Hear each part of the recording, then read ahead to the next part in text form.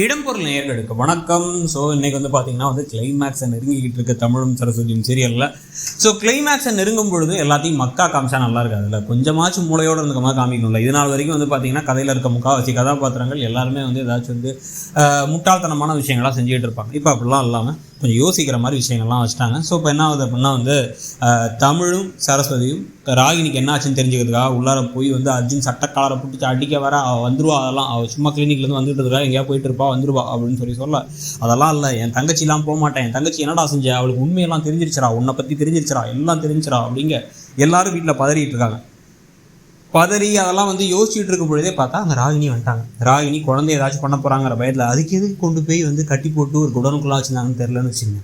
நடந்தோடனே வராங்க. நடந்து வந்துட்டு இப்போ என்ன பண்ணுறாங்க அப்படின்னா உள்ளார நுழைஞ்சோடனே எனக்கு நீங்கள் சொன்ன டாக்குமெண்ட்ஸ்லாம் பார்த்து கன்ஃபியூஷனாக இருந்துச்சு. அப்புறமா அவர் சொல்லிட்டாரு அதெல்லாம் ஒரு பிஸ்னஸ்க்காக பண்ணதுன்னு சொல்லிட்டாரு. ஸோ அந்த பிஸ்னஸ்க்காக பண்ணதுன்னு சொன்னதுனால எனக்கு அவர் மேலே எந்த சந்தேகமும் கிடையாது, எங்களை விட்டுருங்க, நீங்கள் வீட்டை விட்டு வெளில போங்க அப்படின்ட்டாங்க. உடனே இவங்கெல்லாம் ஷாக் ஆகிறாங்க. ஷாக் ஆகும்பொழுது ஆனால் நாங்கள் அவ்வளோ சொல்கிறோம், நம்புறியா, நான் அவனையா போய் நம்புறேன், அவனை போய் நம்புறியா, அவன் நல்லவன் இல்லை, அவன் கேடு கெட்டவன் அப்படி இப்படின்னு மாற்றி தமிழ் கொந்தளிச்சிட்டு இருக்க, சரஸ்வதி கொந்தளிச்சிட்டு இருக்க. சரஸ்வதி கொஞ்சம் நல்லா வாட்ச் பண்ணுறாங்க. எப்பயும் இந்த மாதிரி ஏதாச்சும் இருந்துச்சுன்னா ராகினி கோவப்பட்டு பேசுவாங்க. ஆனால் இன்றைக்கி ஒரு மாதிரி சாந்தமாக சோகமாக பேசிட்டே ரூம்குள்ளே நுழையிறாங்களே, அதுவும் கண்ணெல்லாம் தொடச்சிட்டு போகிறாங்கிறத பார்த்தாங்க. இவர் உடனே வெளில போ அப்படின்னு அனுப்பிவிட்டுறாரு அர்ஜுன். இதுக்கப்புறம் போலீஸை கூப்பிடுறாரு தமிழையும் சரஸ்வதியும். வீட்டுக்கு கூப்பிட்டு தான் வீட்டில் அவள் திருந்தவே மாட்டா, இவ்வளோ போயெல்லாம் நம்ம மதிச்சு போய் பேசியிருக்கீங்களேன்னு கார்த்தி சொல்ல, வசுவும் சொல்ல. அதுக்கப்புறம் இப்படி மாட்டி இப்படி பண்ணுறாளே அவளுக்கு ஏதாவது ஆயிடும்னு நினச்சி நான் பயந்துட்டு இருந்தேன் அப்படின்னு பேசிக்கிட்டு இருக்கும்போதே சரஸ்வதி சொல்கிறாங்க அவளுக்கு எல்லாம் தெரிஞ்சிருச்சு. அவள் அவனை சந்தேகப்படுறா. அவள் எப்பயும் மாதிரி இல்லைங்கிற கண்ணை தொடச்சி உள்ளார போனால் அவளுக்கு ஏதோ பதட்டமாக ரூம்குள்ளே போகிறத பார்த்தா குழந்தைய வச்சு அவன் ஏதோ மிரட்டியிருக்கான்னு தோணுது. அவன் ஏதோ ஒரு பெரிய தப்பு பண்ணி மிரட்டியிருக்கான்.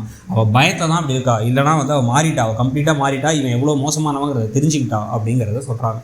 சொன்ன உடனே அப்போ போய் அடிச்சு காப்பாற்றிடலாமான்னா இல்லை, அப்போ ராகினி வரலன்னா பெரிய பிரச்சனையாகி அவன் நம்ம என்ன பண்ணுறோம் அப்படிங்கிறது தெரிஞ்சுட்டு அவன் வேறு மாதிரி ஆச்சு பண்ணுவான், வேறு மாதிரி தான் அதை டீல் பண்ணணும் அப்படின்னு பேசிகிட்டு இருக்கும்போது அங்கே அர்ஜுன் என்ன பண்ணுறாரு, ரூம்குள்ளே பூட்டி வச்சுட்டு ராகினி சாப்பிடு, வீட்டுக்குள்ளே தான் இருக்கணும், சொத்தெல்லாம் மொத்தமாக என் கை மாறி எல்லாம் என் லட்சியம் அடைச்சாலும் அடைஞ்சதுக்கு பிறகு தான் நான் வெளில விடுவேன், இப்போ நீ விட்டா நீ போய் இந்த மொத்தத்தையும் கேன்சல் பண்ணி விட்டுருவேன், என்னால் அதை தாங்க முடியாது, எனக்கு சொத்து வேணும் அப்படின்னு சொல்லிட்டு, இல்லைனா குழந்தைய ஏதாவது பண்ணுவேன், குழந்தைய நான் தூக்கிட்டு போகிறேன் அப்படின்னா அவள் பசியில் அழுவாங்கிறாங்க, அதெல்லாம் நான் பார்த்துக்கிறேன் அப்படின்னு குழந்தைய தூக்கிட்டு பரமங்கையில் கொடுத்து கிளம்பும் பொழுது அபி அங்கே நிற்கிறாங்க. எதுக்கு குழந்தைய எடுத்துகிட்டு இருக்கீங்கன்னா, நீ மூலம் இங்கே ஸ்பை வேலை தானே பார்க்குறேன், நீ மூலம் கிளம்பி, இது என் வீட்டை நீ வேலை பார்க்கக்கூடாது அப்படிங்கிறாங்க.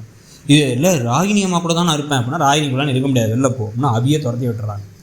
அபி குடுன்னு ஓடி அந்த விஷயத்தை இங்கே சொன்ன உடனே அப்போ ஏதோ பெருசாக பிளான் பண்ணுறான். அப்போ நம்ம ரெஜிஸ்ட்ரேஷன் ஆஃபீஸ்க்கு எப்படியே இப்போ வருவான், வரும்போது அங்கே வச்சு நான் அவனை பார்த்துக்கிறேன், நீங்கள் யாராச்சும் அங்கே உள்ளார போயிட்டு அங்கே அவனை அந்த வீட்டில் இருந்து ராகினியை காப்பாற்றுங்க, ராகினியும் குழந்தையும் காப்பாற்றிடலாம் அப்படிங்கிற மாதிரி ஒரு முடிவு எடுக்கிறாங்க.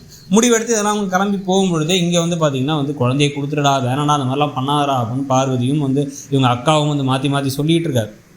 சொல்லும் பொழுது ஆனால் இதெல்லாம் கேட்குற மாதிரியே இடத்துல அர்ஜுன் இல்லை.